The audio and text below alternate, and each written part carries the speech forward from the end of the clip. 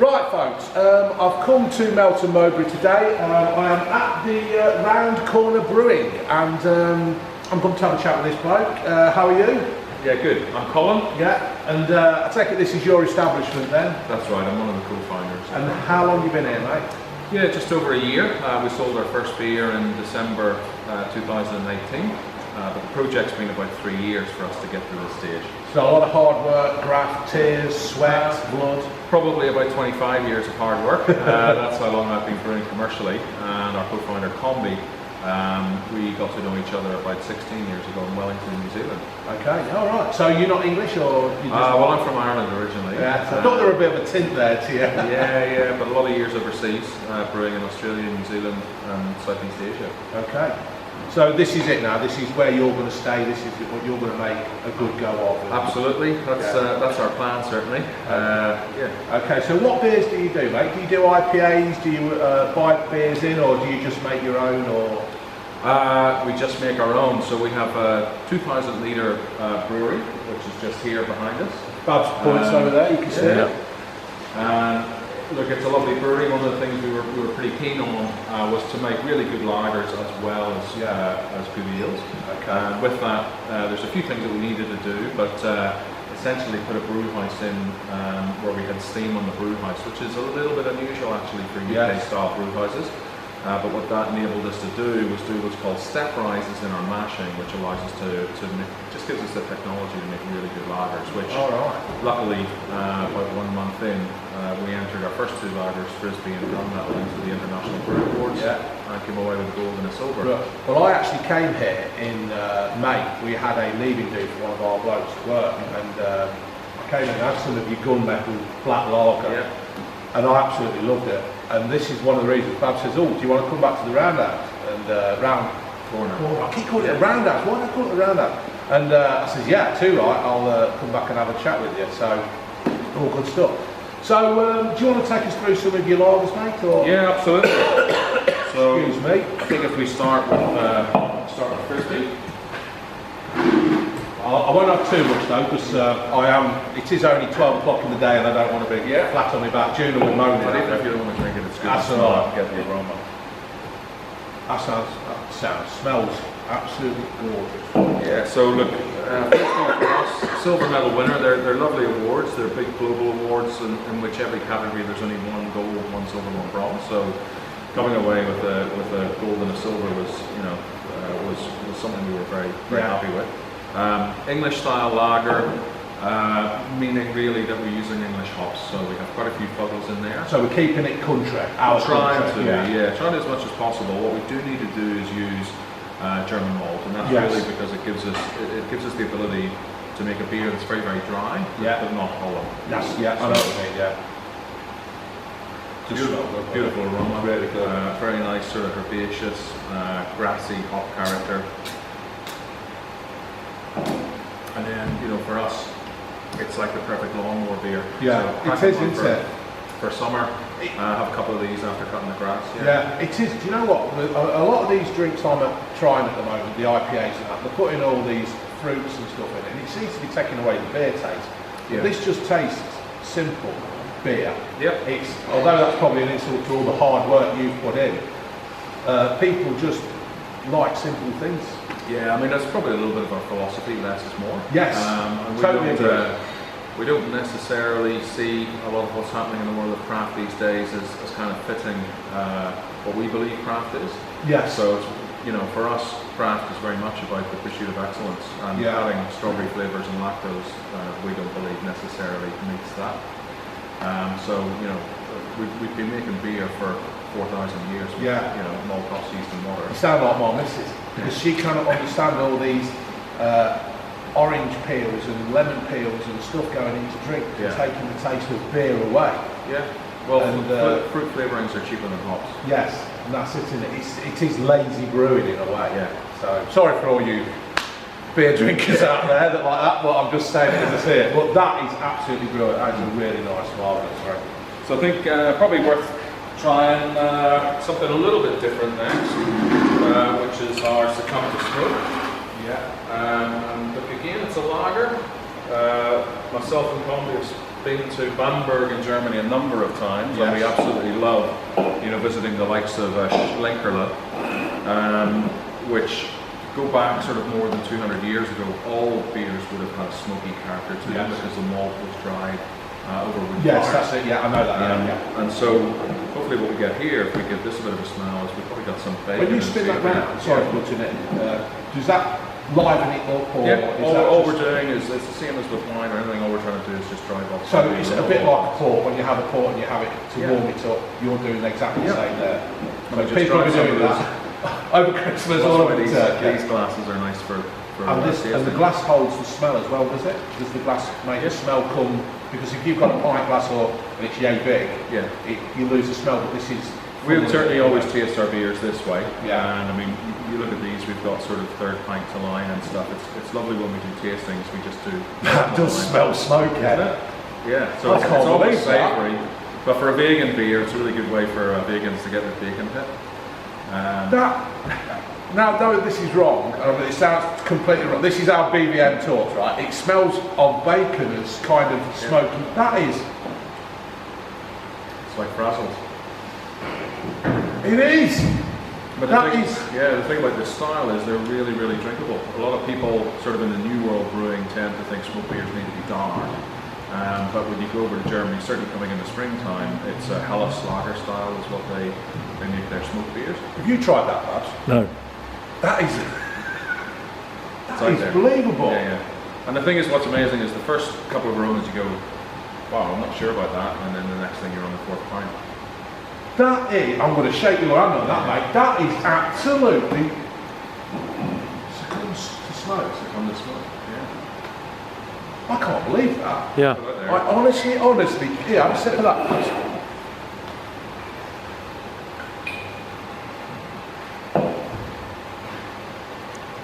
Don't it?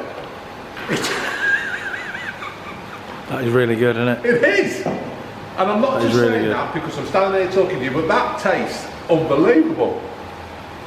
I can't believe that.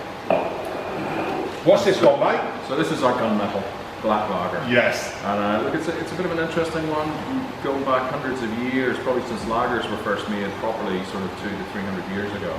There's a style of beer in Germany called Schwarzbier.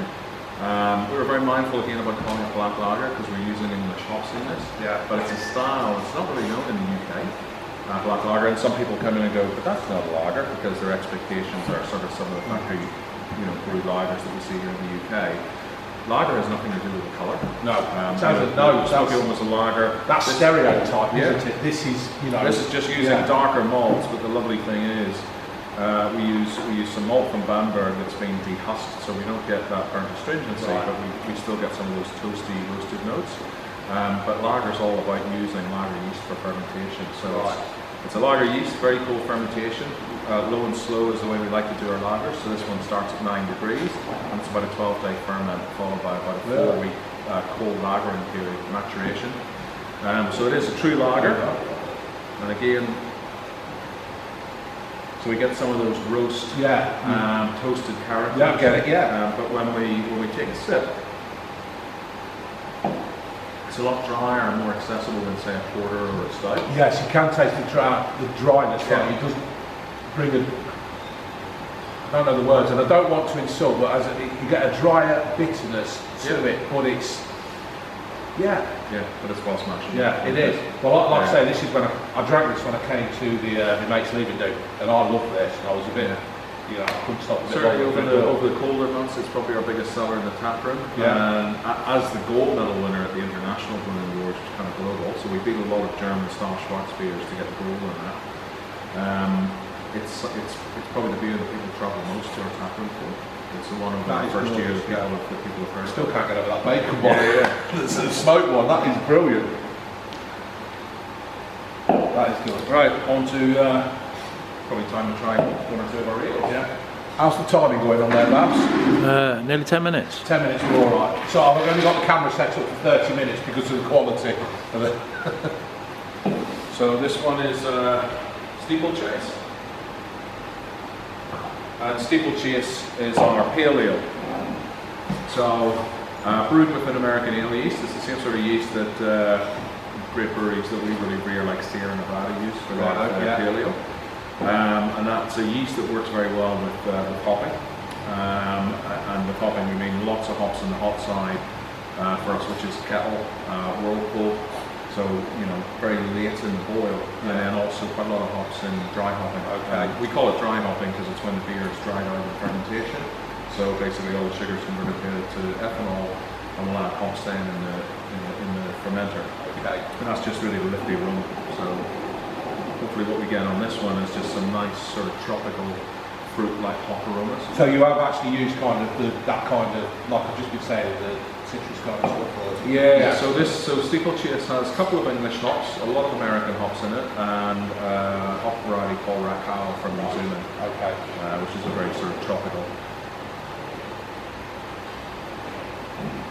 I think this was our biggest seller in the taproom last month. Really? Very happy with how it's tasting at the minute, but being a year old, we've kind of been, you know, just tweaking our recipes and our processes to get the beers where we want them to be. And I think for us that took a little bit longer on some of our ales, but we're now hitting the straps where we actually think they need to be. That's it. So when you get there, you're not going to mess about with it. That will be the Yeah. KFC recipe that nobody knows about. This is it, you know, and it's always interesting for brewers because our raw materials change yearly just as much as what wine guys have. Yeah. Our job as brewers is to take varying raw materials and make it consistent. Yeah, because I suppose sometimes you might actually have, the world might be flooded with a certain barley or a hop, and then the next year it might be all, there might be a disastrous case of green fly or whatever and kill it all, and then you're struggling to... Yeah. Honestly, I mean, there's some hops out there at the minute. I mean, there is some Citra, a US variety in this, and there is as well in the hopping spray. Yeah. Pretty hard to get hold of. It's a hop that a lot of craft brewers love, and there's a few of those. We've deliberately, you only use them in a couple of our styles that really need those. We don't think that everything needs to be overtly hot. For things like our gunmetal and our frisbee, that's just not what we were going out for. They're nice and balance. simple drinks, and that's what I like about life. Keep everything simple. If you start messing around with it too much, you ruin it, but they are absolutely superb. So I love that gunmetal as well. So. Right. So I think we'll probably keep we'll go for hopping spray off tap. How's your arm, Babs? Are you Aching. This camera feels it's getting heavier and heavier. Bear in mind, West Coast style IPA, very bitter. What's that one, yeah? Is that the one? That one? Hopping spray. Right, yes. Yeah. So this is, that's it, So 6.6% ABV. The way we produce this is after over about 5% ABV, the ethanol starts to get quite a bit of sweetness. So we want this beer to be as dry as possible, but the sweetness comes from the booze. And then we've got a ludicrous amount of hops on it really. So hops pretty expensive. 35 to 40 pound a kilo for some of the varieties that are in these. And then people wonder why beer is so expensive because of the price of the materials you need to make it. Well, there's probably as many hops in this for a 20 hectolitre brew as there is in say a 1,000 hectolitre brew length for something like Carling. So, But again, this is all 100% American hop varieties. So we've got Centennial, Amarillo, Mosaic, Citra, Simcoe, and US Cascade. Cool.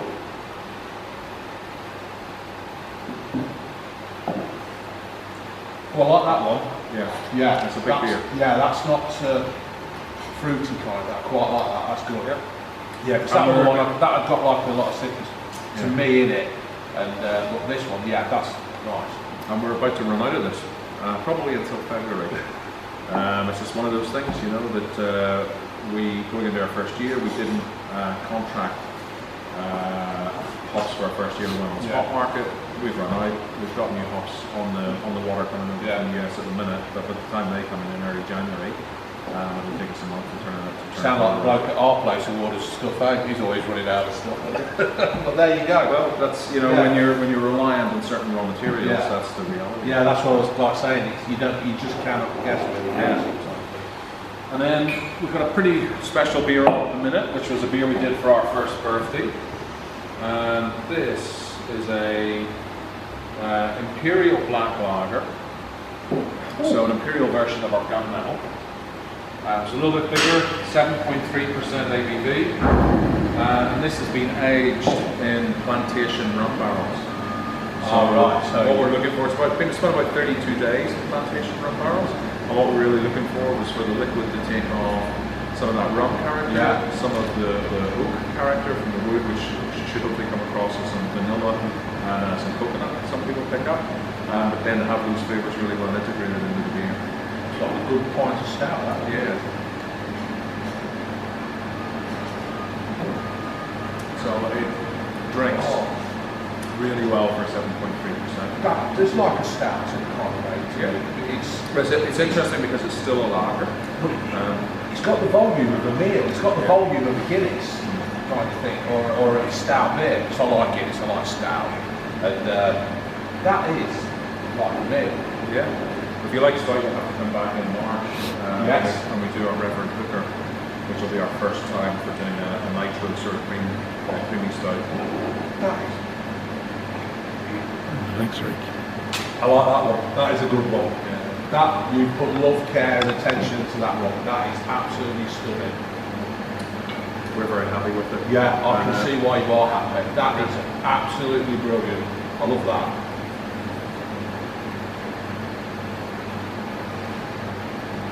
It is, isn't it? It has got the texture of a Guinness kind of thing to me, or a stout, but it's just got a real lagery kind of taste. That's brilliant. I mean, the beer was a couple of months to make this beer, and obviously, aging it in the rum barrels. They were first use for us. So literally that plantation rum was put in the barrels in Barbados. Yeah. Shipped over to Cognac, where they get Really? restored because it was their premium rum, Yeah. and then finished its life in Cognac barrels. We were putting beer in these 5 days after they were emptied in Cognac. That is lovely. That is really, really good. So how far do you sell your beers? Is it just in the Melton area, or do you go? No, I mean, for us, local community is super important. So that's definitely our priority, certainly in these first couple of years. So we deliver in about a 30-mile radius, but we work very closely with a handful of wholesalers. Yes. The likes of People Bar up in York, Small Beer in Lincoln, and Euroboozer down just north of the M25. So we kind of have good coverage, come all the way up the East Coast. And as well, we work with Brio, which is a kind of national wholesaler. But, so we have had our beer going down to Devon and Cornwall. Good for you. Good for you. That's nice to know that a little place in Melton, Leicestershire, is doing well. Are you looking to go into gins and stuff like that, or are you just going to stick to what you know? Or I think for us, beer for now, we certainly work. We've got a great relationship with Brenton Gin and Bruce, who's there. And where possible, we'll work with local businesses. So whether that's on the street food or local gins. I'd say at some stage in the future, it's probably a good 2 or 3 years away. We'll probably have a look at cider. Yeah, it's something that we've done. Cider's a bit. I drink that as well. But that's a little way down the line. For right now, we're going to focus on beer. We've got our 2020 beer calendar up there. That calendar, it's a calendar of what they're actually going to be doing in the future. Yeah. So outside of our core range, next year we've got 21 kind of seasonal or limited edition beers that we're going to release through the year. Good stuff. And some of them are pretty, much more out there. Things like the Society for the Encouragement of Virtue is a 10.5% Russian Imperial Stout. That's the second use of our rum barrels. So that's sitting in rum barrel at the minute. We've got a few collaborations that we're going to do as well. We'll be working with guys like Little Creatures, who have a brewery down in King's Cross, but they're an Australian company, but I worked with them many years ago in New Zealand, and the head brewer now here in London. Okay, perhaps we've seen that. Can turn it around to us again. Right, brilliant. Well, thanks for this. Perhaps asked me to pop in and send some thoughts. I was going to come before, but I didn't get a chance. But I've thoroughly enjoyed it. Hopefully I can bring you some more business. And it's thoroughly a pleasure to meet you, mate. Excellent. Thank you. Thanks for coming. Okay, see ya.